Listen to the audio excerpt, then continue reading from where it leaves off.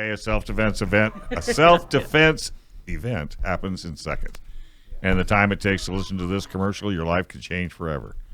I pray you're never forced to shoot in self-defense, but if you must, then you must be ready. That's why USCCA exists, because every responsibly armed American should have the training and education to navigate a self-defense situation. And should you ever need it, the 24/7 critical response team is right there for you.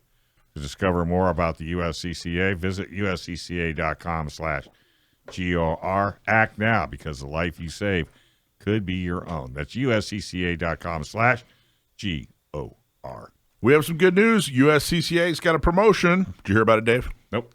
It's very cool. If you sign up for their Platinum or Elite membership from USCCA, you'll get some cool stuff. If you sign up for the Platinum, you'll get a Pelican case that looks like this. Ooh. How about that? That's pretty awesome. It is. It's actually a really nice case. Perfect for toting your pistol around. Annie, you want to take a look at that and pass that over to Alicia?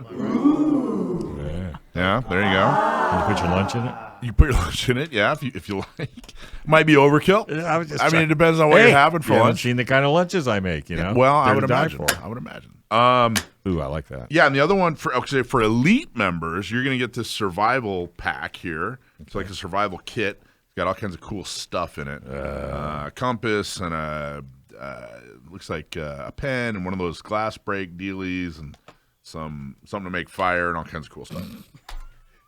You know, have you ever thought to be a salesman? I know, right? I think you'd be good.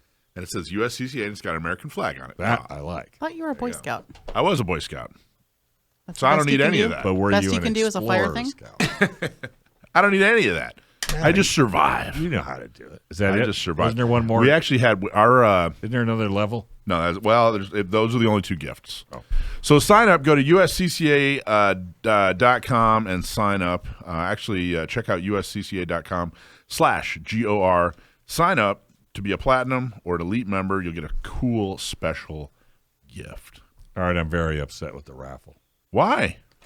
I'm very upset. I wanted that lever action rifle. How cool was that? I look at my watch and it was 8:03.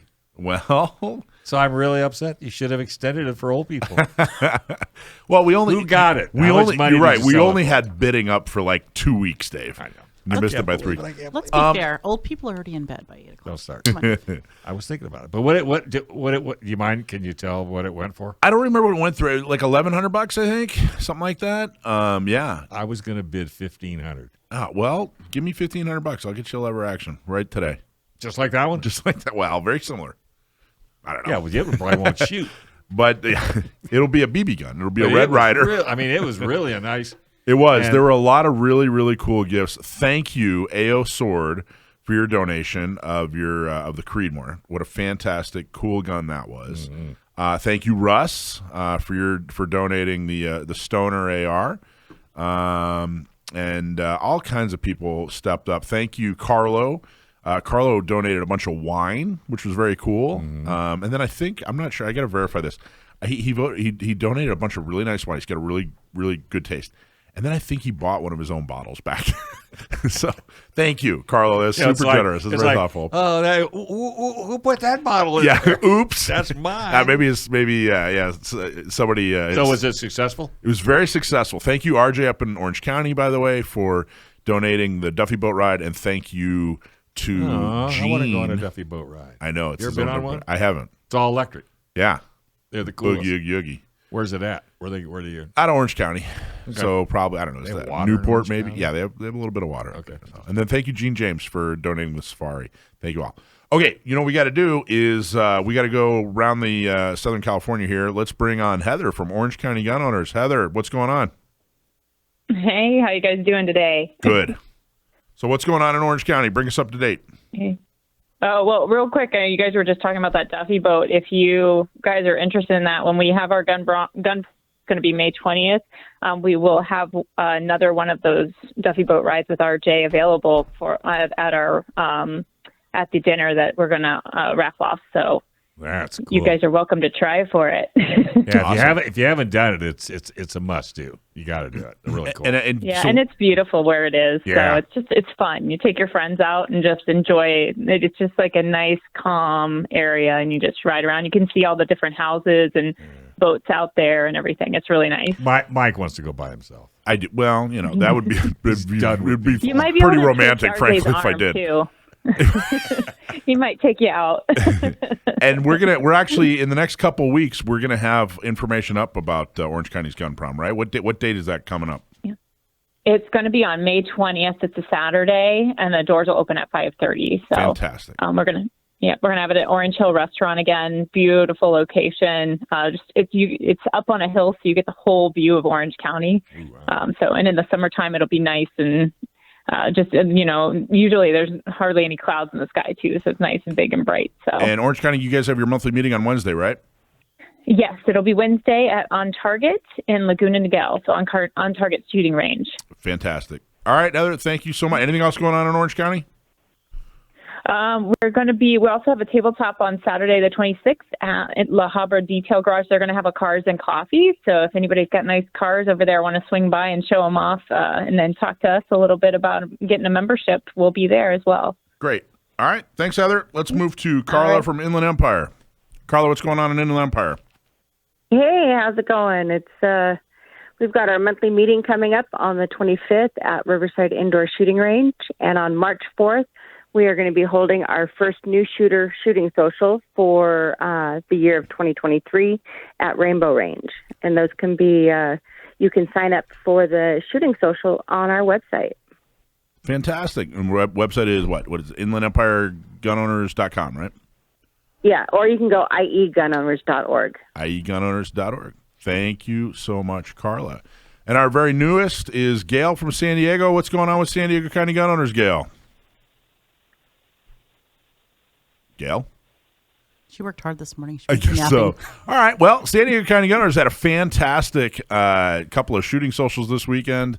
They were gangbusters. They did really, really awesome. Plus, this week, Tuesday, Wednesday, and Thursday, we're having monthly meetings. Tuesday, it's at North County Shooting Center. Wednesday, it's at Poway Weapons and Gear. And Thursday, it's at La Bella's Pizza down in Chula Vista. And what you want to do is you want to show up and enjoy have dinner with us. But USCCA is providing a free seminar with legal help. They're going to talk about what you can and can't do. We're going to talk about the legalities and ethics of lethal force, and you're going to have free access to an attorney.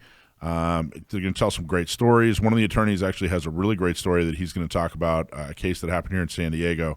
So don't miss it. Go to San Diego County GunOwners.com. Check out when the meetings are. But again, it's Tuesday, Wednesday, and Thursday.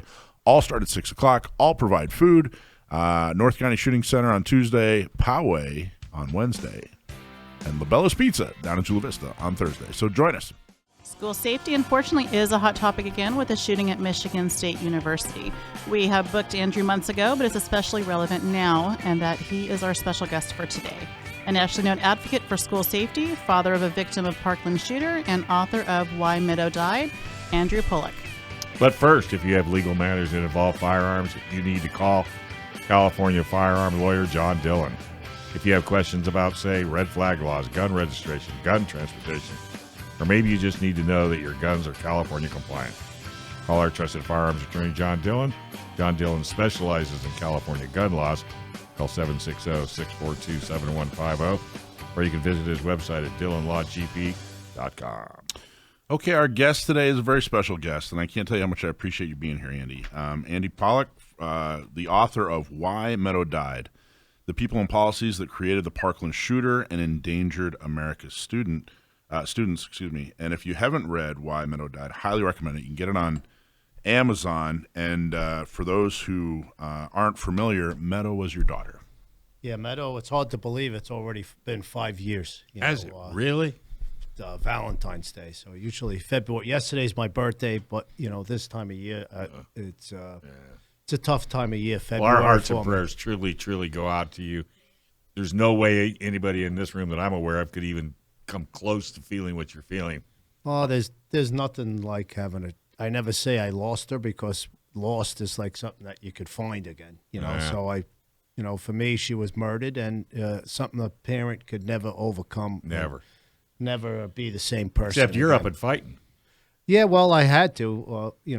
With the when there's ever a mass shooting and the left attacks the gun, the object, like what happened in Parkland, it's hard to get accountability and to actually fix things. And I feel like in Florida we fixed a lot of things. Yeah, I don't know about other states, like the state we're in, where it's illegal they can't even suspend a child now in California. I know that's a law. They can't suspend. So, I did a lot of research and got a lot of accountability, and that was what it was all about for my daughter. It meant for me everything. To hold these people accountable. How long after the incident did you? What was the catalyst? Talk about the process. Why'd you write the book? When did you write the book? What gave you the idea? You know what I mean? What? I wrote the book. Well, first I owed it to my daughter to find. My daughter wanted me to find out everything that happened. Yeah. And why it happened and how did it happen.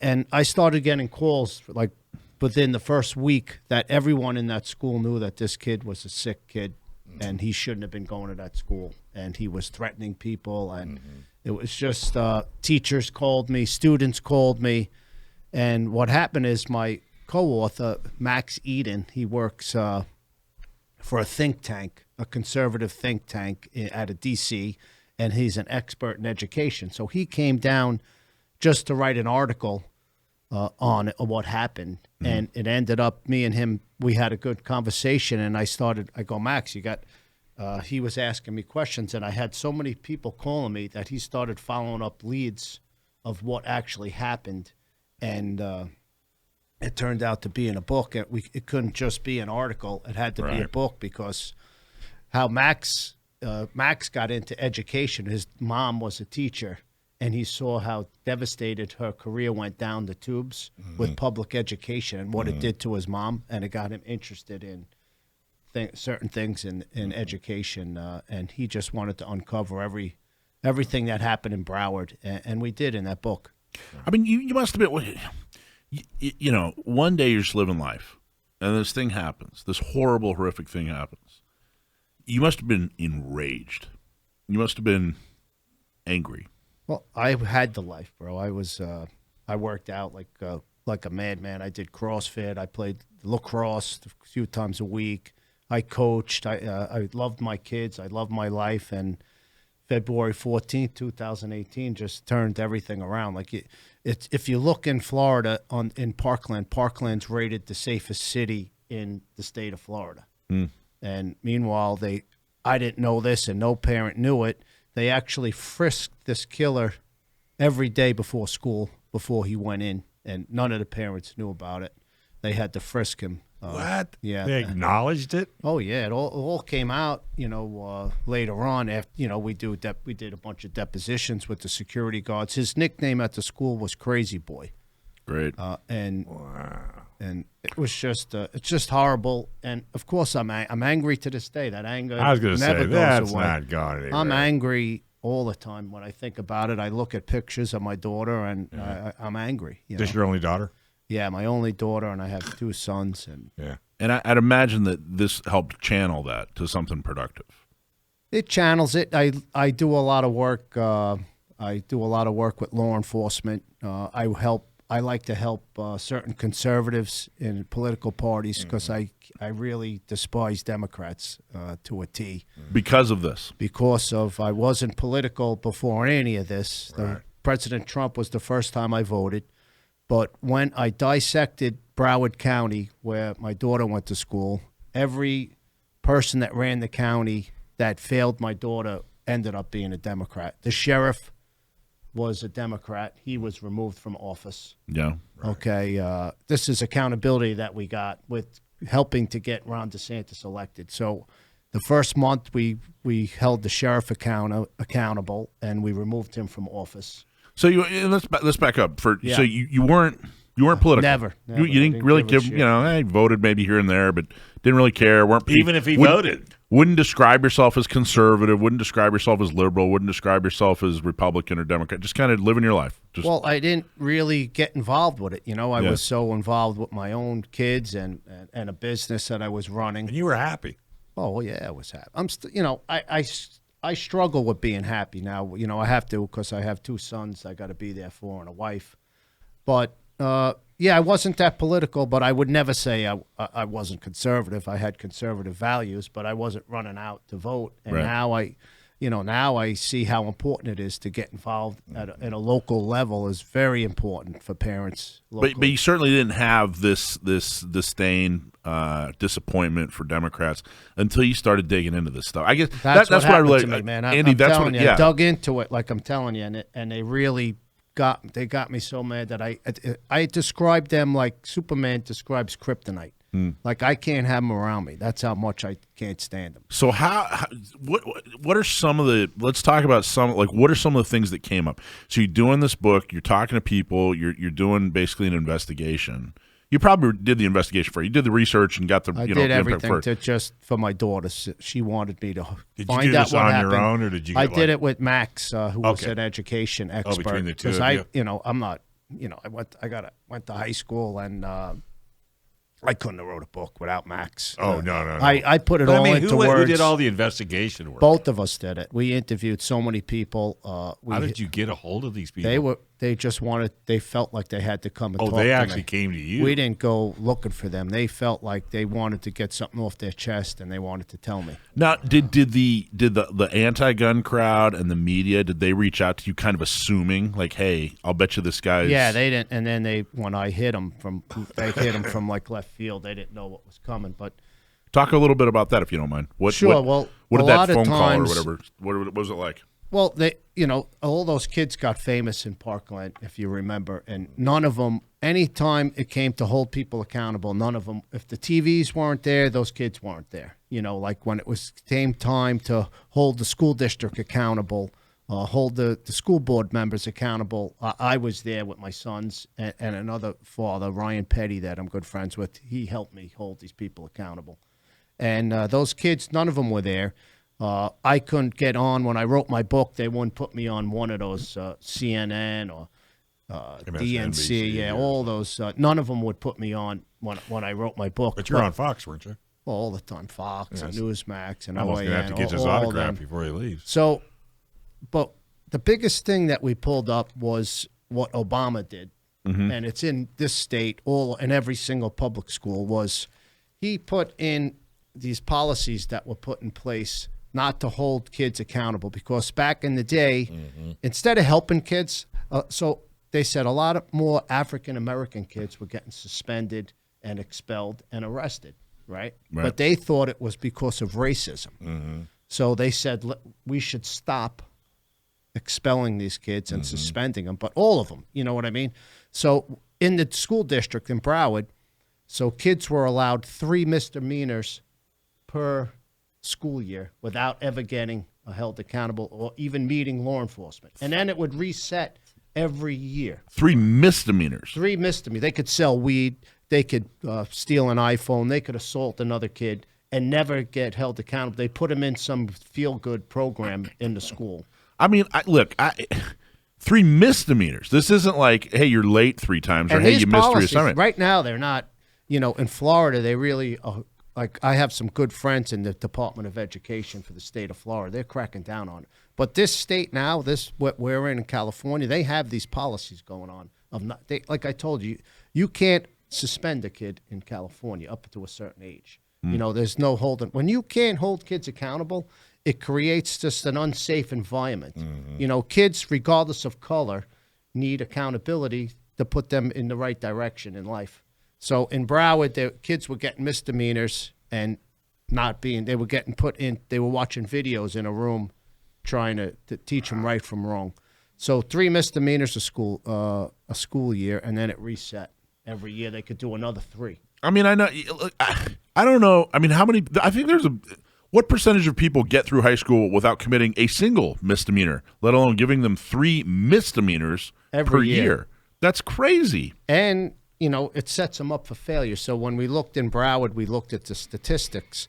So once kids got out of high school, now they're in the real world, then they're getting arrested, So they're getting set up to commit felonies. Right. So we're not doing these kids a service by not helping them. And So that came from Obama, and my luck, the superintendent came from Chicago, who had ties to this Arnie Duncan, who was the Secretary of Education back then.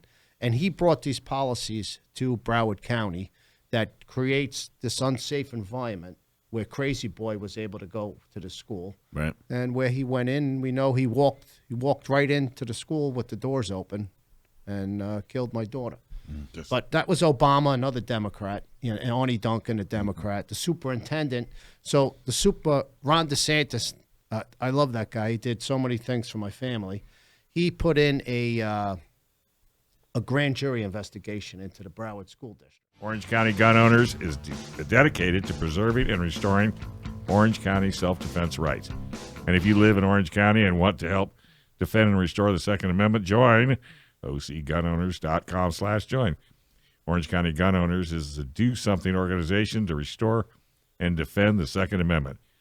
Volunteer at a shooting social, at a gun shop, and tabletop, and help more pro-gun local officials get elected. Save the date. Orange County Gun Prom is May 20th. So become a member at OCGunOwners.com/join. So we're talking to Andy. We were just talking about. Let's go a little bit further into. Actually, let's take one step back. Andy Pollack. Yeah, I Andy forgot Paul, to a little mention background. a few things. Yeah. That's 5 years for me, so Yeah, that's try okay. not to live it every single day. It's in my heart. My heart was ripped out of my soul when this when this stuff happened. But what happens is, I want to go back to those policies that were brought into the school. Go for it. So the sheriff signs on to it. So they stop arresting, right? And the sheriff's an elected official. So now he could go, when it's time to get elected, he could say he reduced crime by 60%. Right, by But not they're arresting just criminals. And the same thing with the superintendent. So the superintendent goes, I reduced suspensions by 70%. But it's really just because they just stopped doing it. So how this came into play to affect me and my daughter and my life was, the piece of garbage that killed my daughter, the sheriff was to his house 45 times, and he was never arrested once. Wow. He punched his mother's teeth out, like an felony assault, punched her teeth out, and, $4,500 worth of dental repairs. All this info we find out. Never arrested. Trespassed at the school after he was out of the school. Wasn't arrested. Threatened to kill kids. Threatened to kill himself. Rape students. Never arrested. Threatened to rape students. Yeah, threatened to rape students and kill them, and was never arrested ever. So, Because of this policy. Because of these policies. And you hear Democrats talking all the time that they want more background checks and all universal background checks. Background checks only work if people are arrested, or else they're useless, right? So, like the one that just happened now at Michigan State, that killed me. What was he, in 19? The DA let him off on gun charges, which he would have been in prison right now. Instead, he killed 3 kids. 3 parents are in my club now that didn't have to be because of a failed system. Well, and that it drives us crazy in that we don't want criminals to have guns, but nobody does. Nobody we does. don't, and we're all gun owners. But when they propose these new laws, they're not going after criminals. They're going after us. It's only going to affect us law-abiding citizens, and we follow the laws. Criminals they break the laws. We are the low-hanging fruit. Yep. Just arrest these people, that commit crimes, and the gun laws that we have in place will work. So I want to go back to after the days and weeks after the incident. Did the Brady organization and moms? But did they actually call you? Did they actually reach out to you and say, "Hey"? Or not me? They knew better. Really? So I wasn't going down that path. I wanted, but at that point, if it was the gun, I'd be here telling you that it was because of the gun, because of the AR. But I wanted to do my own investigation. I didn't want to listen to anybody. I wanted to find out how my daughter, I put her in that school, and how she got murdered that day, and what led up to it, and where were the failures, that led up to it. If I was here, my investigation came out, and it was because of an AR, I'd be telling you that. But that's not what the case not what was. you found. That's not what I found. I did my investigation. I found multiple failures in the system, in the school district, the sheriff's department. All failed my daughter. Yeah. And I hold, like I wrote in my book, 50% of the blame I put on the shooter, and the other 50 on Broward County, and that's why I wrecked that whole county from top to bottom. I want to talk about that. They jumped on those kids. These anti-gunners Oh, my jumped God, on those man. kids Yeah. so early. You know, I mean, it was like the next day they're at like a rally. The next week, Oh, that March for my son was supposed to speak at that rally in D.C., that March for Our Lives thing that they put together. Yeah. And they wouldn't let him speak. they wouldn't let him speak. Yeah. What happened? Why wouldn't? He was saying, he had a whole speech. After they read his speech, they pulled it. Who's they? Did you know exactly? The It's organizers, 5 years right. now. Yeah. Now, but I had her name and everything that he was supposed to. You remember who she represented or anything? Or It was just that organization's that March for Our Lives. it was crazy. You know So that he wouldn't. They didn't let him speak. that march. That was, if you know anything about organizing an event, multi-million-dollar event. Oh yeah. And it was this grassroots, the kids had to be heard. Of course, you can't criticize the kids, they're kids or whatever. But it was such a vicious and I mean, they took such advantage of those kids. It was so gross. They played along with it, and even when they knew better, they still went along with it. These kids. So I don't have. What does that? What does that respect for them mean? now. They when they knew better? Because they're still tweeting BS about guns all the time. The Hogg kid that supposedly got into Harvard. He's nowhere to be seen when it came time to any accountability in Broward, and he's just a gun, an anti-gunner, and he didn't know, and he didn't look into any of the facts. He didn't care about any of the school board races, the sheriff, the superintendent, holding anyone accountable. Nothing. Or, it's easy. Democrats have a simple brain. They're simple-minded, and it's easy for them to just point the finger at the weapon or the gun, but to actually look at facts, they're not. I don't think they're capable of doing it.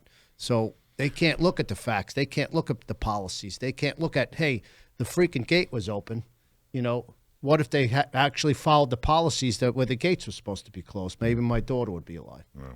Well, who was the first to talk about? Let's talk about how the dominoes went down. Who are the first elected officials that you guys held accountable? How did that happen? Timeline on all that. Who went down first? I met Ron DeSantis in Fort Lauderdale at a dinner. And this is when he didn't win the primary yet. And he told me, he said, Andy, I'm going to hold those public officials accountable. And I said, well, then I'm going to get behind you. And I put my heart and soul into getting Ron DeSantis elected and my family. And he won. It was fairly close. We just scathed the bullet with the guy they found in a hotel with drugs and all types of crap. I remember, yeah. He almost won. Yeah. So within the first month, he removed the sheriff. It's a pretty cool story. He goes, Andy, he calls me. He goes, we're going to remove that sheriff. Yeah. So, well, when are you coming down to Fort Lauderdale? He goes, what do you mean? I go, you're going to go right into Fort Lauderdale, right into Broward County Sheriff's Department, and remove him. He goes, that sounds like a good plan. So he had an emergency landing coming to Broward. He stopped somewhere. It was late, and we removed him. He was the number one that we got rid of. How now, do you know the particular, how is that possible? I mean, he's an elected official. How is it possible the governor has that power? Is it just written in their constitution? It's in the Florida Constitution, and he had a multitude of failures. And would you argue with him? How many? If he came in to throw you out? Six deputies hid and didn't go in when kids were getting killed. It's just unbelievable. Talk about that. What? It doesn't even make any sense. 45 minutes. What did the sheriff say? Oh, he didn't say much. He was gone. But you want to know how mentally ill Broward is? He ran again. I don't know when it was, in 20. That sheriff ran again after being removed? And he almost won. Oh. But my buddy, who I actually introduced to the governor, who he put into office, won. He won the second one. So he was appointed the first time, and then he won the second time. Gotcha. But this guy actually tried to run. This guy came back. That's what a piece of garbage he was. He didn't just go hide somewhere. And he's actually some chief somewhere in some piece of garbage town in Miami, Opalaka or something. And I could say it because I don't really care. Opalaka, it's just. So you took this. So that's how the sheriff went down. Yeah. Talk about what about the superintendent? What about the school board? Superintendent. So then Ron goes to me, and so I said, I'll never forget it. I said, because I spoke it when he removed the sheriff. I said, we're not done in Broward. We're coming after you. The superintendent's next, right? Mm-hmm. I didn't, that's what I wanted. I didn't know it was actually going to happen, but So Ron puts in a grand jury investigation into the Broward School District. And, go like another year later, he ended up, him and the lawyer for the school district perjure themselves, felony perjury charges, get arrested and removed from office. The superintendent and the attorney for the So school now district. if they see you coming, they get all nervous. And to show you how bad Broward is, why I can't stand these Democrats, they actually, Marjorie Stoneman Douglas that year, even after he was arrested for perjury charges, they had him speak at the graduation where some of the parents were there because their kid should have been graduating on the stage. Wow. And they had him speaking at the graduation. This guy. That's how crazy that county is. Do you remember what did he lie about? Do you remember? I don't know the whole but he lied. Okay. But he lied, and they got him soup to nuts. He'll have a trial. And then the other guy that I got that I'm really interested in is that he was Deputy Peterson. He was the school resource officer that day at the school, and they brought him to the building. He walked to like 3 feet from the door, and he heard the rounds go off. And then he backed up and he hid behind a wall for 45 minutes, letting these kids and my daughter get murdered. 9 times my daughter got shot, and he hid with his bulletproof vest and had a Glock. I would have went in with a rock. What did he say? Like what? Yeah, and that's actually all these folks. Like how did they try to defend themselves? How did they try to explain it? I could tell you because first I'm going to go back. Sure. So we got him arrested on child endangerment, Deputy Peterson. His Wow. trial's going to be in May. Holy cow! I'll be at that trial. And hopefully he has a $110,000 a year pension right now for letting, I don't know how many, I forget, 13 kids get killed that day on his watch. The first floor he couldn't have saved, but he could definitely save my daughter on the third. Sure. So he retired, but he's arrested. If these felony charges stick, he'll lose his pension. But he came to the depot with a Bible, because we deposed him because I have a wrongful death case going against them also. So he came to the deposition with a Bible in his hand, and I said, dude, that Bible's not going to help you, what you allowed to happen, just walking around with that Bible. So we deposed him. He believed his own BS, like there was a sniper. You tell lies long enough. You'll believe it. And he lied so many times. One of the reasons why the DA was able to have these charges stick on him, hopefully they'll stick, but bring him up on charges, was he did these interviews and he lied from one interview to the next. And then into our deposition. So even the DA, we gave him our depo from the wrongful death case, and I met with the DA before, and I said, I think you could get this guy on these charges. Hey, did you know we have a world-class flight training school here in San Diego? Yeah, pilots can fly almost every day. We're close to the ocean as well as the desert, the mountains, and SDFTI instructors can help you learn to navigate around the international border and military bases as well. That's why San Diego is one of the best places to learn how to fly in the world. Learn to fly in sunny San Diego right here at Montgomery Field. Getting started is real easy. Call them at 858-569-1822 or just go to Learn to Fly with SDFTI. Call 858-569-1822. Okay, we're talking to Andrew Pollack. If you look on Amazon, you'll find his book, Why Meadow Died, The People and Policies That Created the Parkland Shooter and Endangered America's Students. Also a link on our YouTube. Yep. It's pretty much a handbook for any parent that How you're big going is to it? send your kid. Is it one of those you just kept writing and kept writing? It's not. It's pretty quick to get through, Yeah. but I consider it a handbook for a parent if you're going to send your child to the public school. If you have to, every parent writes me all the time. I go, really, I just tell them you got to try and just whatever you could do, try and send your kid to a private school if you could afford it, and if you can't, if you try and homeschool or just look for the right school district. That really takes school, because from district to district, it varies on how they take school safety. Wow. Talk a little bit more about that. Like, it's a handbook. Like, describe a little bit about It lays the out book. those policies more in detail. So, like, if your school has this policy, this is why it's bad, or that's look what's for this. going on. Wow. Well, California's shot. A kid needs to be suspended to set them up to be successful. They need accountability. You can't put them in a program like they did in Broward, where they're just watching like videos in a room. Adults need accountability. So is there any? So okay, wrote the book. This horrific thing happened in Parkland. How are they still defending these policies? Do they disconnect it from this, or do it's they a deny it? feel-good policy for these liberals, But I could speak for Florida. There's since I started this, 5 huge school districts flipped red in Florida. Miami-Dade, which is huge, Pinellas County, Polk County, West Palm Beach, and a couple of more, which is amazing, because a lot of politics, it's really at the local level, it's really more important than who's living in the White House when you have kids in school, Amen. when you have homeless on your sidewalk, when you can't get your concealed carry permit. It's all what's done locally.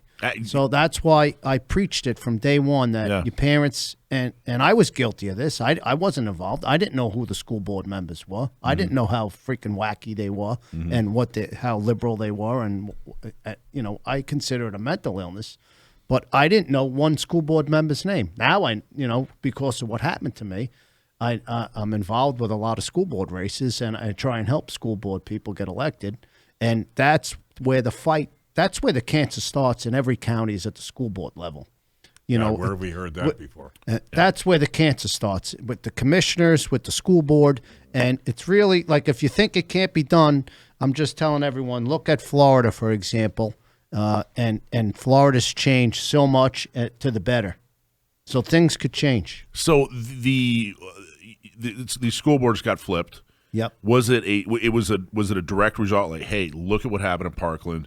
You guys, it happened because of these policies. You guys support these policies. Did any of them bother to say, hey, you know what, maybe we should reevaluate, or were they all just in total denial? Well, the real liberal places like Broward still has policies like this, and other school districts will have policies where they don't hold these kids accountable. They called it the Promise Program when my daughter went there. But there's between and the critical race theory that they started teaching, and these books, books teaching kids about sexuality in elementary school, really got a lot of parents involved. Between the shooting and those things that I just mentioned, parents started getting involved, and having a great governor and state legislatures, really helped flip the whole state of Florida. So when you did confront the the school board, what did they say? What was that like? We went one time, went to a meeting, and they called us racist. So you showed up at the meeting saying, "Hey, here's who my Not daughter." me, my son was there. My wife went. I didn't. I was somewhere else, and some other parents. That would even Democrats. And went and said, "Hey, look, these policies led to this," and they said they called them racist, and for going after the superintendent, who was African American. But we didn't care what color he was. We just wanted someone in there that was competent and that was going to make our schools safer. And, he ended up, they had to take him out, in handcuffs. Oh, really? Yeah. For perjury. Yeah. Yep. So he ended up getting arrested. But so talk about the school board members. So what, you got them out of there? How did that happen? Well, that happened again with the Ron DeSantis, with that grand jury investigation. Within the last year, he removed 4 school board members also. Wow. For all incompetence and all different things, that went on within the school district, billions of dollars disappearing, But like I said, like parents, that's where the line is. That's where you get involved. Mm-hmm. If you love your community and you want to get involved with schools, and what's a great organization for parents? It's called Moms for Liberty. I don't know if you ever heard of it. I haven't. It's a really, really good conservative group of moms that are going across the nation. And I'm sure Orange County has one. I'm sure in some of these conservative districts, Moms for Liberty, if you're listening, look them up and get involved with them. Oh, you know what? I have heard of these guys. Our secretary's looking into it. In fact, I think one of the – I have heard of this. I have heard of it. And they're actually – they're crushing it across the country. Yeah, they're building steam. And it's really awesome to see it, because I feel like I started it. We ran a school board race in Broward after this happened. And I really think that these Moms for Liberty are going to make a difference. And I think I met a bunch of them. I have friends that speak at their meetings, and I think they're going to make a difference throughout the country. Shouldn't poke a bear. Yep. Did anybody Did anybody just sit down and say, "Hey, I'm sorry. We made a mistake. I'm If the sorry." sheriff would have came and said that to me, we made a mistake. But he was on CNN bragging. I don't know if you remember. He bragged about his amazing leadership. They had a CNN town hall. My friend Dana Lash, she was there, and Dana hit it right out of the park, right from the get-go, about these policies of not holding these kids accountable and not arresting them for when they commit crimes. And then it just creates a whole domino effect in the district. Teachers are getting beat up, kids are getting assaulted, and this is what happens, in these districts. And it's going on. Like, I have so many people in education reaching out to me and said, "I read your book, and this is exactly what's in our school district." So you started to say, had the sheriff come and just said, "Hey, you know what? I'm sorry, we messed up." Like what? And we're going to fix it. We're going to make things better. And the same thing with the superintendent. But that's none not of them what they thought. did. It's like they didn't do anything wrong. None of them. 6, like I was getting at it. So the one Peterson didn't go in, that deputy, but there was 5 or 6 other deputies that pulled up to that school and didn't go in the building when the shots. I see it on their body cam. One piece of garbage gets out of his car. His rounds are going off. You could hear it, on his body cam. Yeah. And the rounds are going off, and he's going back to his trunk to get a bulletproof vest on. Why kids are getting killed? He's not running right into the building. So the police department there was Coral Springs PD. They ran past the sheriff's department and breached the school, but it was too late already. Wow. And another fact, Uber people, it's such a big company. If you could believe it, the killer called Uber from his house and got in the Uber with a rifle bag, a Cabela's regular rifle bag, and she drove him to the school with the Cabela's rifle bag, where he went into the school through an open gate and pulled out his AR. That's great. How long? So from the time from February 14th till how long did all this take? You know what I mean? Like how you're doing research, you're finding things out. Took a year. Jeez. And I had to get Ron elected. I knew, and that was going on too. Ron and my buddy Rick Scott. You're not going to lose him, are you? I don't think he's going to the big house. I think he's too young, man. I think he should finish his term. I'm going to get behind whichever one runs. I think he should fix Florida 100%. Florida's fixed, man. You can't get better than Florida, man. I love my residence. But you guys have Florida. A sign that says "No California." Well, doesn't every state have that sign? I think they're putting more a big one up in Texas. California has that sign. We don't even like Californians. So oh my God. Talk about why. What do you like about Florida? Talk about Florida. Oh, just the politics. Ron is just the legislature's great. He ended that critical race theory. He got behind school board races, and like I said, 5 of the places flipped. It's also called the Gunshine State. They have your gun rights. You haven't heard the Gunshine State? No, that's funny. No, we got never some hear great that sheriffs. My good friend, I don't know if you ever had Grady Judd on. He's a good friend of mine. He's a very popular sheriff in the nation. And he kicked Mickey in the butt. Let's not forget that. Mickey Mouse. Oh, Mickey DeSantis Mouse. took away Disney World. Oh, yeah, Ron. Yeah. Oh, Ron crushed Disney for 2 minutes. coming out against. Kicked Mickey right in the butt. It was okay to do with these books. He ended. It was unbelievable. He put a law in place for kindergarten, first grade, and second grade. You shouldn't have it. Teachers have no business talking about sexuality, right. And Disney came out against them for doing that. Yeah. And now he hammered them, and we got lost all their tax credits. Well, they lost everything, and it's great. That just shows them they're nuts. Well, what we're going to do is we're going to go keep him again. Oh yeah. We got a whole lot more to talk about. Washed. We're going to go to a break. We're going to talk a little bit about. We're going to pay some bills, do some important things, and we're going to come back. And I really want to talk about in the next segment. I want to go into what you think is stopping some of these schools from taking on these practices. Is it practical? Is it like a financial thing, or is it political? You know what I mean? Are they so stuck in their ideology that they just refuse to budge? So I want to talk about that when we get back. Hey, Inland Empire gun owners strive to be the ounce of prevention in the fight for your gun rights. How do they do it? They do it by fundraising and getting local pro-gun candidates elected. Become a member today. Go to IEGunowners.com. IEGO.com/join and join the growing number of responsible gun owners stepping up to defend our Second Amendment right.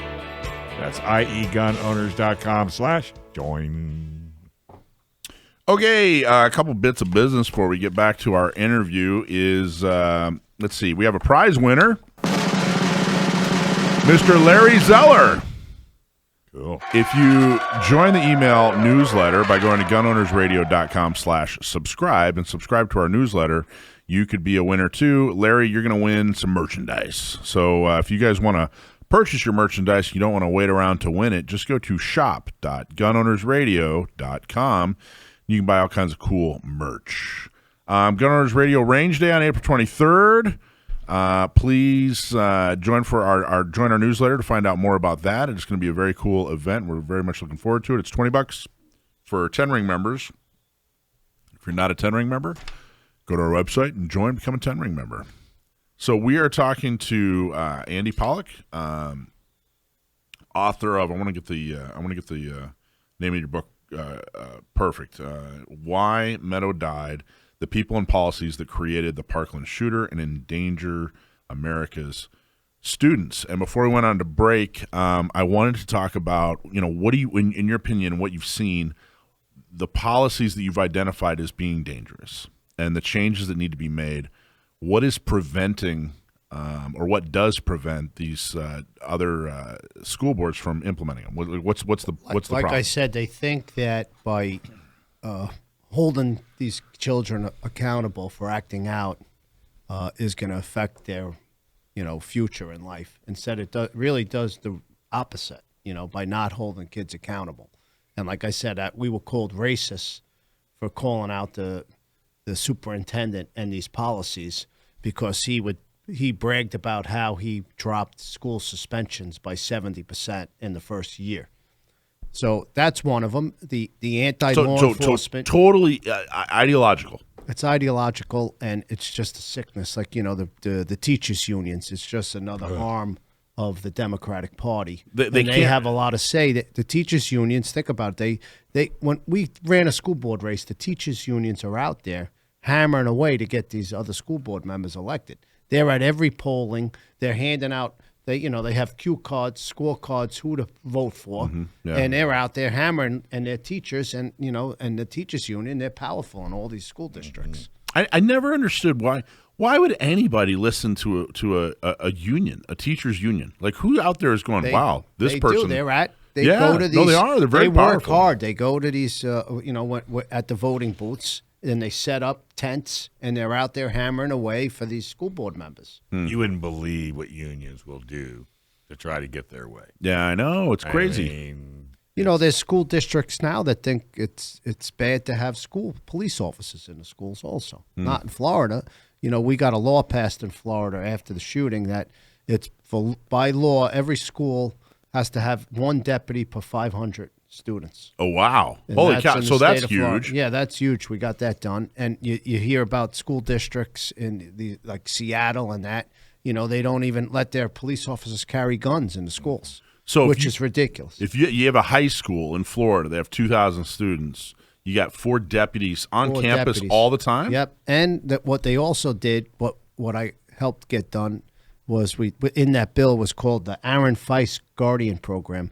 Aaron Feist was a coach that went into the building and got killed, unarmed, right? Yeah, I remember that. So they made it a law. They made it so that someone could go through a program, doesn't have to be law enforcement, and could be able to carry at the school. So if you're in a district, like a teacher could go, and it's an intense firearms program. It's over a month of training.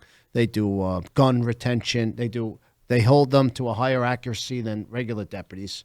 When they shoot to pass the class. So teachers could carry in certain districts if they volunteer to go through this program, and they could hire guardians like veterans or a coach, someone that wants to go through this program. They could hire people where it would cost the district less money than having a deputy. So what do you tell people if they, oh gee, why would you, guns in school, and oh my, a teacher carrying, what do you tell them? I would tell them that I couldn't watch the video, when my daughter got murdered, but the shooter reloaded 5 times inside the building, and at any time, if there was a teacher or someone in the school that went in that had a firearm, they would have killed them. Yeah. So, like my buddy John Lott says, more guns, less crime. Yeah. And any parent, I always get parents coming up to me. I said, no problem. I want to send my kid to the school. If I had a kid in school, that the sign says, teachers are armed and trained. If you come into the school, we're going to shoot you. Right? They have them signs in certain school districts in Texas, and Right. You want to send your kid to a school where the gate doors are open and no one carries, and God bless you. Don't do it. I wouldn't. You have 2 or 3 deputies, let's say, average size high school. You're going to have 2 or 3 deputies, all fully armed and kitted out, and they're there. I just want to be totally clear. They're there. If kids are there, then you have 1 per 500 there at all times. All times. That's amazing. The whole state. Who's going to attack that? Nobody. I'll never know how many lives I've saved because they're not going into these schools. And now there's plainclothes teachers in certain districts that are carrying also. A story that I just did recently, I try and help law enforcement as much as I can to give them tools to better prepare them in case there is a shooting at a school. So the company I'm with, Byrna, BYRNA.com, where they bought a ballistic company backpack. So they have a ballistic backpack, and I donated 8 of them to a school district, right, with folding ARs. So a lot of times you'll hear about, like, not in California, but in schools like Florida, the police officers have to go to their locker to get an AR, or they got to go to their car in the trunk and get an AR. Right. So I gave them, now they have the ability to have it on them, and, seconds save lives. They just pull a cord over their head, and they're able to carry the folded AR in it. And what was unique about this is Bradford County, Florida. I love that county. The superintendent reached out and asked if he could get one too. How cool is that? Wow. So the superintendent went through that Guardian program, and he's able to have an AR. So there's a backpack that turns into armor and has a foldable AR on it, and boom, so they're ready to go. Yeah, I don't want any police officer to have an excuse not to go forward. No. So we were talking about, some of the things that are preventing them from implementing, or some of the excuses really that they're making. And you started to, I interrupted you. I wanted to get more detail, but sure. The second one was you started going to law enforcement, or a bias against. They make it, the whole defund the police. Law enforcement wants to help these kids. Something that the teachers union don't think they're there to help them. But when you talk to these cops that are working in these schools, they want these kids to be successful in life. So what happened was they took law enforcement out of policing in a lot of these schools and mentoring these kids, and they put it with educators. Educators aren't police officers. It's a big difference. When it comes to discipline, they took it away from the police officers. And that whole defund the police, guns are scary in the school, and that puts a big toll on these kids, leading up to, getting into trouble and committing felonies. Police want to help. That's what they're there for, and they want to mentor these kids. Remember, they used to have so many programs, with schools, and they got involved. But they took that out of the school system. So the school boards have a bias against law enforcement, is what you're saying. Like when you say, "Hey, let's get some more law enforcement." Yeah, they do. And a lot of these Democrats run cities. They don't. Like I said, there's school districts where they won't even they're not even police officers. They won't let them carry a firearm. That's crazy, isn't it? I would, but you know what? When it comes down to it, it's on the parents. If you're a parent, you're responsible for your child's safety. Don't send them to that school. Well, you get the government you deserve, they say, right? That's true. So, By the way, the Moms of Liberty, we do have a San Diego chapter. So if that's an interest to you, join up. Oh yeah, it's great. I very highly recommend it. Hey, a lot of companies are unhappy with their websites. It looks old. It's out of date. And it's just not getting customers. Well, Sage Tree gets it. Since 2005, Sage Tree has been helping companies with websites that look great, work great, and get leads. Stop being frustrated by your website and get one that you're proud to share. Contact Sage Tree today to get a website that makes the phone ring. Getting us started is super easy. 866-728-9100. That's 866-728-9100. Let's get your website fixed today. So, Andy, what was the most interesting or most disappointing or most surprising thing as you're going into all this research and you're finding out more about their policies? What was the most, let's say, baffling? What was the most baffling thing that you discovered while you were going down this road? One of, there's several. There's just a lot. 45 calls to this thing's house. I can't even call him a kid. And he was never arrested for so many, killing animals. Cats were disappearing in his yard, and just so many things that trespassed at the school. How many red threats, flags do they need? So many, and they just had the trial recently, and he didn't get the death penalty in Florida. Do you have any contact with? Did anybody from their family? Did they ever contact you? Did you ever hear from them or anything like that? You want to hear? I could explain to you what a nut family he came from. So his parents, they was adopted. The killer was adopted, right? He was such a problem that they had to strap him down in the bus when he went to elementary school. They had to put him in like a harness on the bus. And this is how bad the kid was. And they adopted him from a junkie mom.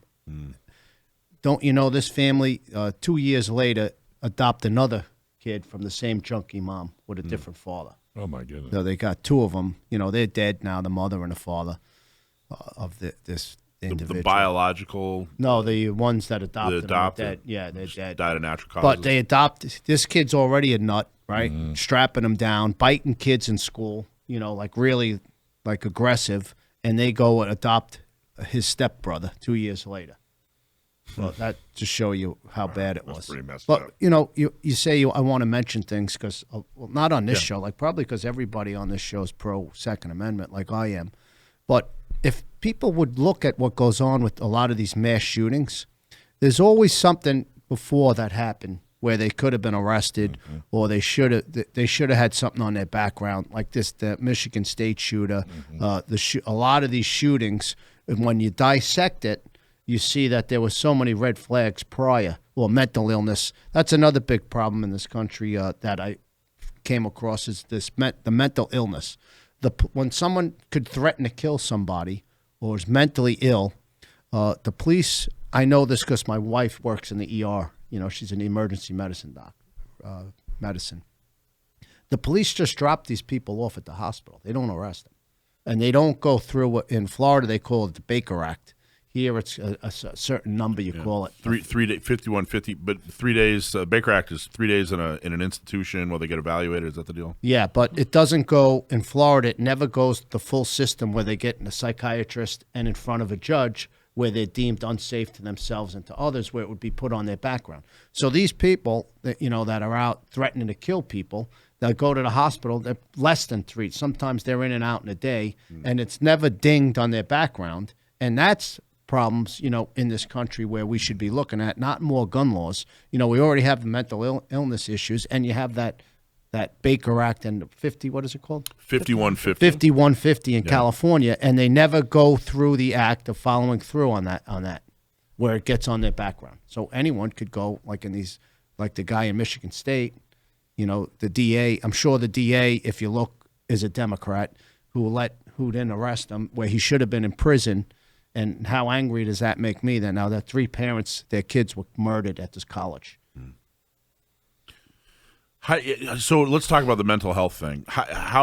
What did you discover, or did it come up a lot about the way that mental health is handled, especially in the education system? Well, what I uncovered, it's in my book, was he was under a lot of mental health care, the individual, the killer, and so one summer. They couldn't find a hatchet at the counselors at his house, and they were worried. They were so nervous that it was in his notes. They couldn't find a hatchet, right? But that fall, they recommended him to be mainstreamed in the school with my daughter. They were worried about him having access to a hatchet. It was missing. It was missing. Exactly. The hatchet was missing. Yeah, it was missing. They were worried about him having this hatchet, but they weren't worried about him being in the same classroom with your daughter. No, they recommended him to be mainstreamed. Where, like I don't know, I mentioned it to you or on air that they actually had to frisk this killer frisk him every day prior to going into the school, and and they nicknamed him Crazy Boy. So they didn't think this little piece of dynamite wasn't going to blow up sometime down the road? Well, if you look at all the notes, it's a screaming red flag. So did they keep him in school because they get X amount of dollars per They student? kept him in, and he was never suspended or expelled because of these policies so it's like or they were arrested. keeping him in there for the They just for the kept body it. count. They get the body count money. You know, they lost like that within like 2 years. They lost like 12,000 students to like charter schools and public.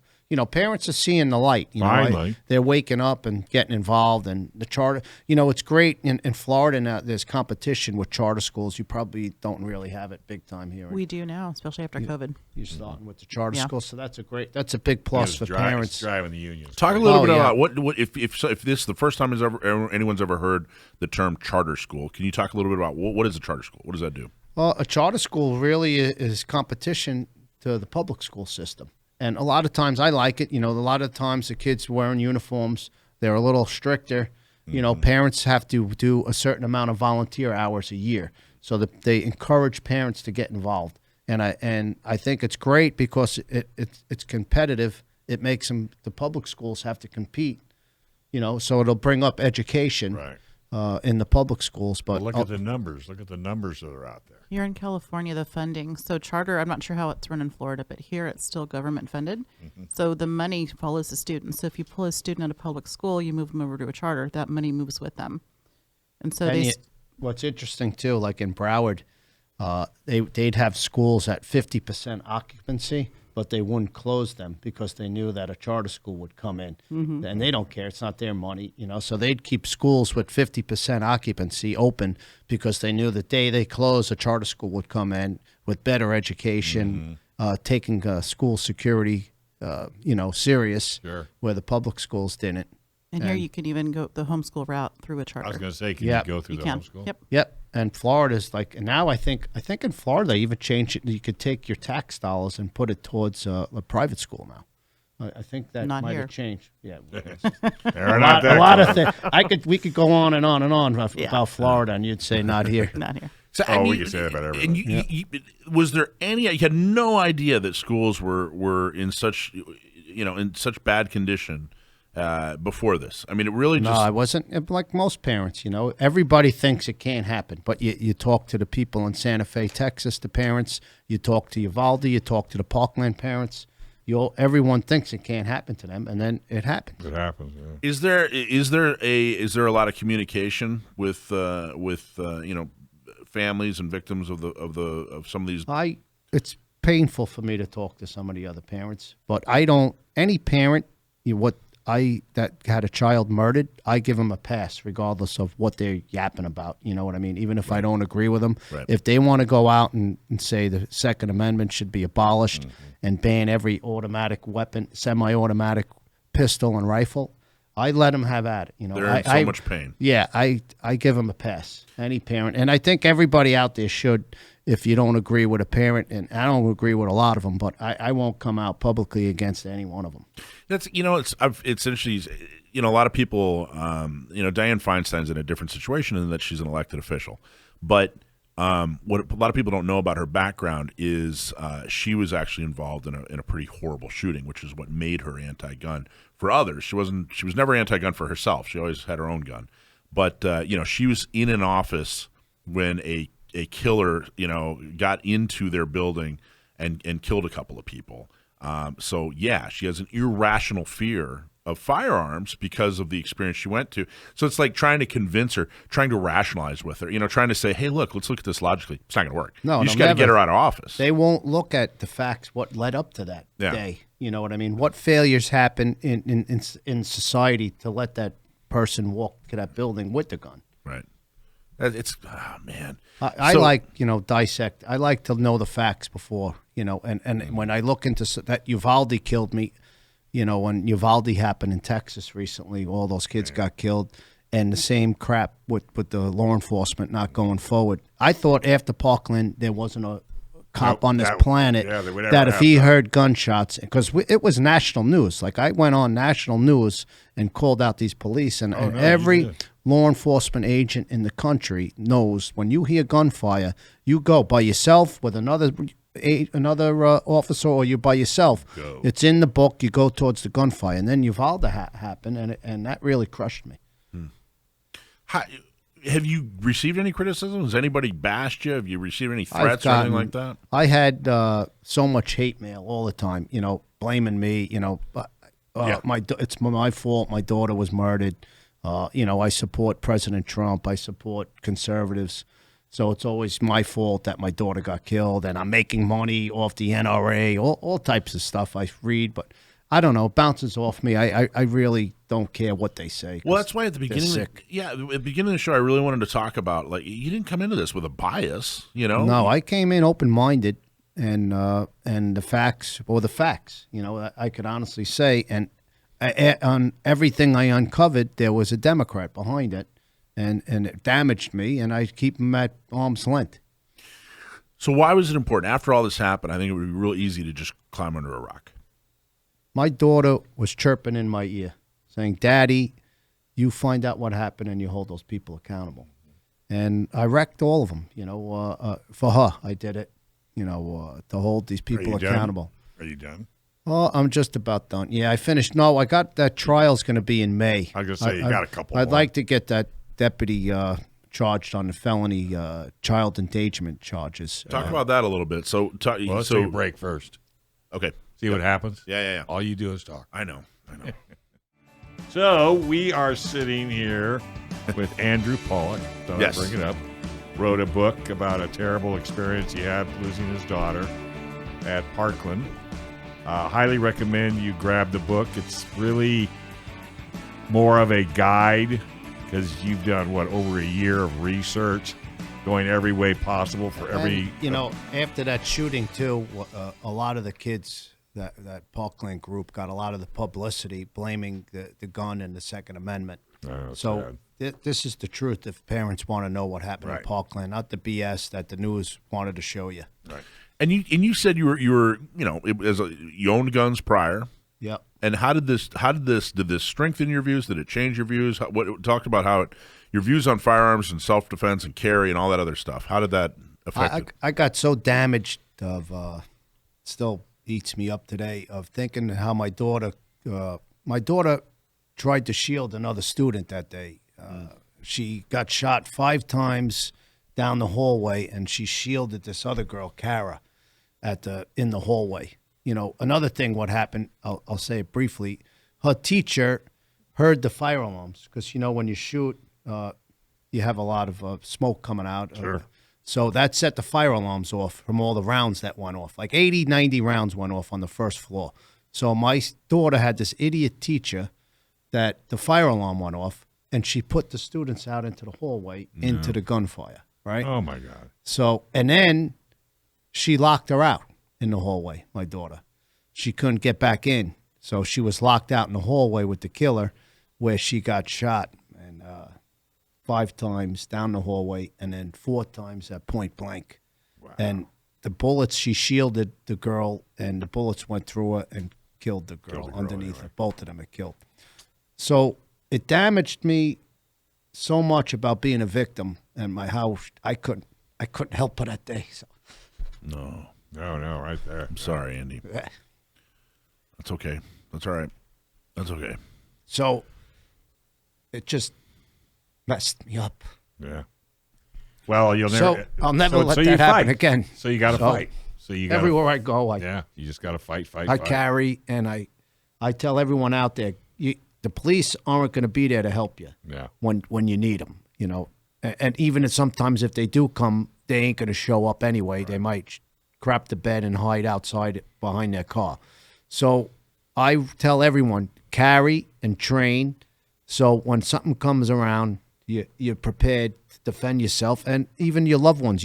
I owe it to my loved ones never to let nothing happen to them. Yeah. Isn't that our job, really? Yep. Well, not for everybody, but a lot of people, and I owe it to them never to let them be a victim of a shooting or evil, because there's a lot of evil in this world. So you got to prepare for it and not let something like that. You try not let something like that happen to someone you love. So are you doing anything in her name, like a scholarship? Yeah, I did a lot. Or have you already done it? No, we constantly do it. Okay. We built a huge playground in honor. We built 3 now. I built 2 in Florida, and I built 1 in a town where I have a place out in Oregon at a temple. We built a nice little playground. I work with that company I mentioned before, Berna. They donate a bunch of sales towards my daughter's foundation, and that gives me the ability to buy firearms and ballistic packs and body armor for law enforcement. So maybe somebody just tuned in. Why don't you kind of run down what this ballistic pack is? So it's not just a pack that this. I recommend. Are you talking about like a Berna. knapsack? Like well, a this knapsack? it's a backpack that carries a folded AR in it, and it gives the police the ability to not have to run to their car or a locker, and they could carry it on them. You know, we all know seconds save lives. Have you tried it yourself to see how I've quick done. it comes out? Does It it come out it's quick? a couple of second, and it just lifts up over your shoulder, and it has a 3+ on the front, because we always want the law enforcement going forward. They have a 3 on the back, 3+ on the front. But this company, that's a rating. The 3+ is yeah, has to do 3+ with the rating. is will stop most rifle rounds. Yeah. So this company, Berna, I'm fortunate to be involved with. They do a lot of things less lethal. You know, and I always carry, like I'm in California now, so they sell a lot of these launchers, they call them, and you're able to have projectiles. I don't know what the law is in California, but they have a tear gas pellet, pepper spray pellet, and it's really would help you, at the next best thing for having a firearm. And they also have, I recommend it for parents that sending their kids to school. It's called the Bad Guy Repellent. It's a very strong tear gas spray, pepper spray mix that every college student should have it. You know, you could send it with your daughter or your son to school, and it's called Bad Guy Repellent, and they could pull it up on that Byrna.com, BYRNA.com. So some of you made a lot of changes, school board changes, elected officials, a lot of changes. Is there has there been anything that's happened to where you thought, wow, great, these changes, this is happening. You know, this is working, good things are happening, good policy results, and good results. You know, has anything happened since? You know what I mean? So many good things in Florida, and That's awesome. I can't say it like in every other state because I mostly was focused on the state where I have the residency. And Florida flipped, as you could see it. Like I said before, 5 school districts flipped conservative school board members, which conservative school board members are going to support law enforcement. They're going to be more positive towards school safety, and they're not going to take crap from the teachers' unions. And it's a big positive for school safety. And Florida just implemented a gun detection dog program for schools. You know, I've donated 2 dogs. One I worked on a dog in Indiana for gun detection, and a school district in Florida. I donated a dog for gun detection, which is they're going to be going into a lot of schools in Florida. And what do you people listening now? You know, obviously we want them to buy your book because it's like you said, it's like a handbook and it's a lot of good information. What do you hope people do? What, like if you're someone is listening to this whole interview and they're thought, oh my gosh, I had no idea. Now they want to do something. What do you recommend? Well, read the book. I recommend it, and figure out what's going on in your child's school. And get involved. Get involved locally. If, like I said, that Moms for Liberty group's a big start. They have a group here in this county, right? They do, yes. So Moms for Liberty, and if you could afford it, you never hear about a private school having a shooting, do you? Never in a private school. If you could afford private school, I'd sell a kidney if I could do that now to have my daughter in a private school. There's options for parents. You could homeschool, your charter school, private school, because sometimes you just can't take on a school district and you can't fix mental illness with somebody's school district. So private school is the quickest fix if you could afford it. Agree. Yeah. Well, San Diego County Gunners, we endorse folks on the school. That's great. School board level. One of our founding board members is on a school board, and he takes security very seriously, and stands up to the anti-gun folks that try to use use a tragedy or use something to try to to give this false sense of security. His name's Jim Miller. He's a really great guy. So it's something we take very seriously. Yeah, Biden actually on February 14th came out talking about the shooting and how he wants to ban semi-automatic. He calls them assault rifles. Right. They're looking to ban assault rifles, but he don't realize he was vice president when all those he doesn't. They don't even look into any of the facts of the policies and the environment that was created in Broward and all the failures and all the arrests. But he brings up my daughter's murder and puts assault rifles that he's going to try to ban those. Right. How does that feel? It angers the shit out of you.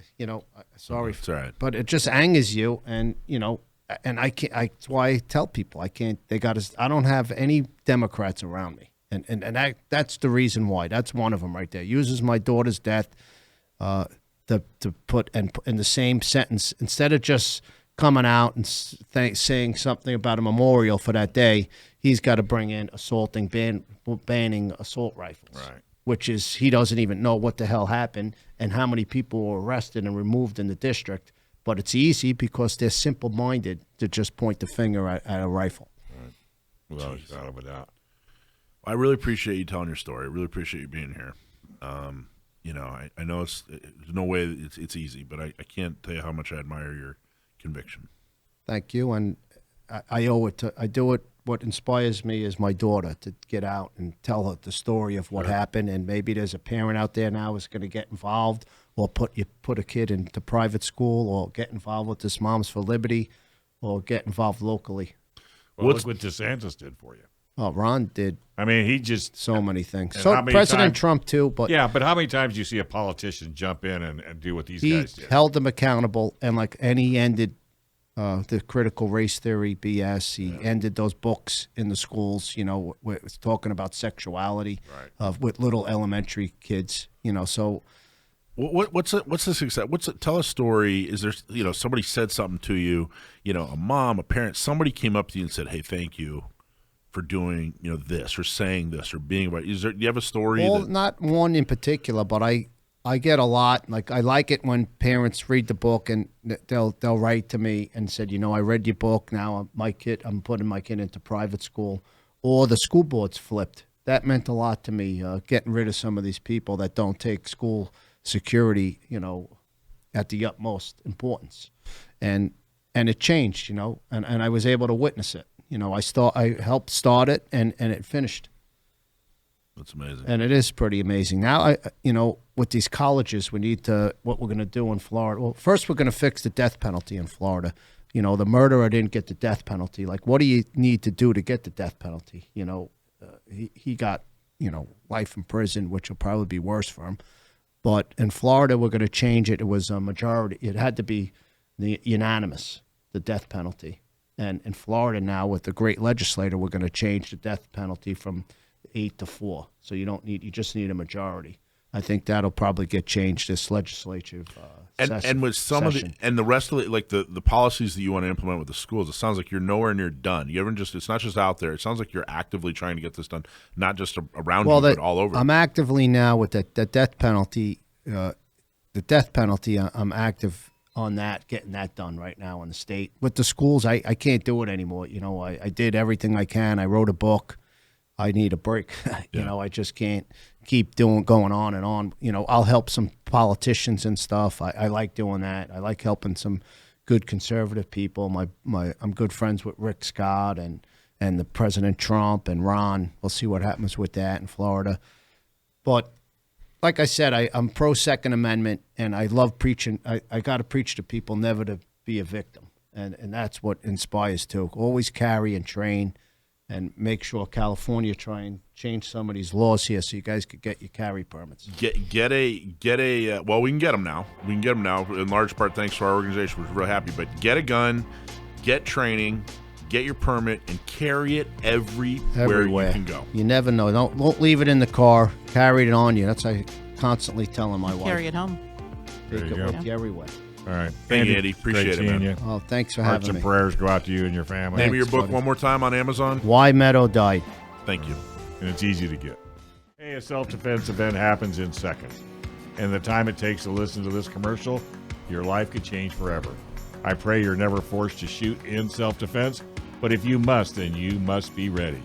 That's why the USCCA exists, because every responsibly armed American should have the training and education to navigate a self-defense situation. And should you ever need it, the 24/7 critical race response team is right there for you. To discover more about the USCCA, visit uscca.com/GOR. Act now, because the life you save could be your own. That's uscca.com/GOR. All right, it's time for everybody's favorite segment, Stump My Nephew. Sam the Gunman, my nephew, we found out a few years ago that he happens to know a thing or two about guns and gun trivia. So if you email us and send us a gun trivia question and we use it on the air, we'll give you a hat or a shirt. And if you stump my nephew, we'll give you a very special gift. Okay, so Sam, you there? Yeah, how are you guys? Good, man. You ready for this? Sure. Okay, so we have a real – I don't know if you've been listening to the show. We have a real special guest. Andy, I didn't prepare you. Andy Pollack's going to read the question for you. You got the – yep, there it is. So go ahead, Andy. Ask the question for Sam. Okay, what? Well, it's Miguel from Pomona. Pomona, yep. Yep. Okay, what is the Haight gun? I think so. Is that pronouncing it right? Haidt, right? Andy from Pomona. What is No, the Miguel. Haight gun? Or Miguel. Miguel from Pomona. Talking to Andy. Talking Miguel to Andy. from Pomona. Talking to Andy. Miguel from Pomona. Thanks for writing in. What is the Haight gun? You already know. I'm probably misremembering this, but I want to say it was one of those experimental conversions of a Lee Enfield to gas operated, but that's probably wrong. Their final answer. Let's see. It says here the Haight gun, the first or the Sedgley OSS glove gun was exactly what the complete name implies: a small .38 pistol attached to a glove that you could fire without having to worry about holding on to anything. I remember like four years ago we had a real similar question to this. You've answered something similar to this. In 1943, the U.S. naval excavators would often get ambushed by Japanese soldiers as they'd work to clear out jungle space. Since these workers couldn't exactly work while holding a big gun, the Navy developed a tiny gun attached to a glove. That way, if Japanese forces invaded, the workers would just ball up their fist and open fire. Just like little kids pretend to be Iron Man, only lethal. Do you remember that now? Do you remember, remember that, Sam? I know the gun you're talking about, but of course I couldn't put a name to it. So great question, Miguel. And they actually spelled it two different ways: Haidt and Haight. So, but anyway, Miguel, you stumped my nephew. What are your thoughts on that, Sam? You got anything to add on the Haight gun? Not really. A lot of these covert World War II weapons, sort of. Like it's not an area I know a lot about, which I guess is sort of showing my hand a little bit. There was a lot of weird stuff developed during that time period for all sorts of different niche purposes, and a lot of that stuff has kind of been forgotten by history. So it's fascinating stuff. Again, great question. Really obscure firearm. It is. Miguel from Pomona. Congratulations, you stumped my nephew. We're going to give you. I guess we'll give you a couple of tickets. You're in Pomona. So we're going to give you a couple of tickets to Gun Prom in Orange County, which is on May 20th. So email us or we'll email you and get you all squared away. All right. Better luck next week, Sam. Not a problem, my friend. Let's talk about what did you write this week? I didn't. Again, I write these out of order. I forgot which one just went up. Hey, Sam, I got an idea. Yeah. Yes. So do I. As soon as you write one, put a note that's what you're going to tell Mike the next day or the next Sunday. Okay. All right. Wait. I've got it if you want it. All right. What is it? All right. So the current one was our gun grabbers realizing the jig is up. Our gun grabbers realizing the jig is up. The news is out. Jiggity jig. So I have them written like 2 weeks in advance, so I'm going to be messing this up for the rest of the month. But our gun grabbers realizing the jig is up. Basically, you can go on the blogs of SDCGO and its sister organizations, IEGO and OCGO, and you can read the post for yourself. But the short version is that there's been this shift in messaging from the anti-gun crowd where they're moving away from saying words like gun control and saying these sort of sanitized versions like gun reform, like gun safety reform movement is one I've heard, which is a really weird and clumsy phrase. But basically my point is they've realized a lot of Americans are really skeptical of being disarmed because they want to be able to protect themselves. So I view this as kind of a sign we're making a positive impact. I think so too. I've noticed, and I kind of have mixed feelings about it. And by the way, excellent article. I did read it. It's an awesome job, and you can check it out on San Diego County Gunowners.com, InlandEmpireGunOwners.com, or OrangeCountyGunOwners.com. Just go to the blog section; you'll be able to check it out. I've noticed that too. They've moved on. Again, I have mixed feelings. They've moved on from weapons of war and assault weapons. They still use it somewhat, but they've definitely increased the amount of times they're just saying semi-automatic. All these semi-autos, which is in a lot of cases technically more accurate, but now they're talking about like 80% of guns out there are semi-automatic. If you all the pistols and rifles and even some of the shotguns you buy, I would guess if you walk into any store, about 80% of them are semi-automatic. So, which is great. So here's the mixed feelings. Part is exactly what you're saying. We're winning. That's great. That's awesome. Clearly public sentiment is coming back to a place of sanity, and people are realizing that it's not the gun, and especially thanks to books like what you wrote, Andy. But the other part is, okay, so now they're technically accurate, when they use terms like semi-automatic, but they still just want to take your guns away. But I agree that the other part too is the clumsy terminology that you're talking about when they start talking about gun safety, gun safety reform and all that malarkey. It's just ridiculous. They don't teach any gun safety classes. I was actually just in a meeting with someone at the district attorney's office, and they were talking about what they're trying to do is get a true gun safety class in with if somebody gets busted with a firearm and they got to do some things, they want to try to actually do something that would be helpful, and they were looking at putting them in a gun safety class, and they were talking with some of the anti-gun groups, and I'm going, they don't teach gun safety, they teach gun ban. So we actually teach gun safety. So if you want some, anyway, I think it's an extremely valuable tool. Sam, have you read Andy's book, Why Meadow Died? Have you read that yet? No, I haven't. I got to tell you, man, I don't know if you heard the whole interview, but it was outstanding, and I've a lot of positive feedback from his book, and I think it's right up your alley, my friend. I think you would love it. Great interview, Andy. I really appreciate it, man. Thanks for having me, and every parent should read that book if they have a child in the public school system. Yeah, excellent. All right, okay. Sam, anything else, my friend? No, that's it. I've got another blog post going up tomorrow. You can all go on and read it on the blogs. Awesome. Thank you. Okay. There it is, Dave. I have two things I want to say really quickly. Yes, please. Okay, one, can't let it go. Someone else isn't here, so I'm going to fill the shoes. Andy? Oh, yeah. What's your favorite gun? My favorite gun is my Glock 43X.